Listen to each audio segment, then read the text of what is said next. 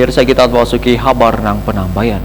Satuan Polisi Pamong Praja Banjarmasin terus berupaya mengatasi permasalahan gelandangan, wan pengamen serta anak jalanan. Sebagai instansi yang menangani permasalahan penertiban wan keamanan Banjarmasin, maka terus melakukan patroli hingga pengamanan saban harinya untuk memastikan keamanan wan kenyamanan kota terus terjaga dengan baik.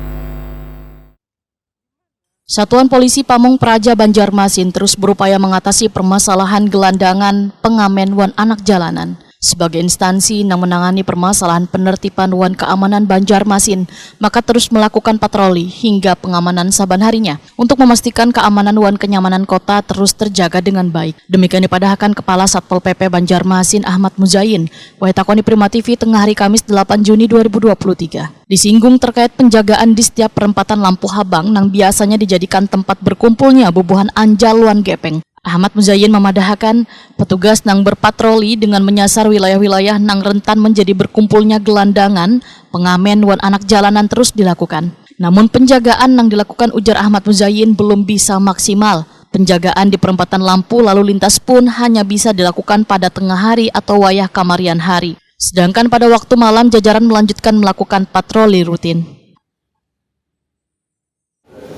Terkait dengan pola pengawasan dan pola penertiban yang dilakukan khususnya untuk gepeng perjalanan pengamen ini, sebenarnya untuk kegiatannya sudah beberapa pola yang kita lakukan, baik melakukan patroli pengawasan secara rutin maupun juga penempatan orang, penempatan petugas yang ada di perempatan-perempatan.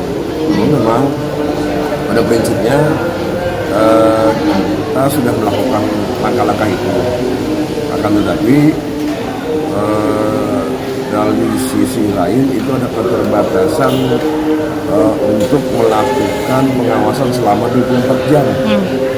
Katakan bertugas di beberapa titik, sebenarnya tidak semua di tempat-tempat strategis, di perempatan-perempatan yang strategis yang ada di Banjarmasin, tapi beberapa titik sudah ada posnya. Ahmad Muzain berharap permasalahan penertiban wan pengamanan bubuhan anak jalanan, wan gelandangan, serta pengemis ini bisa dilakukan bersama instansi terkait lainnya.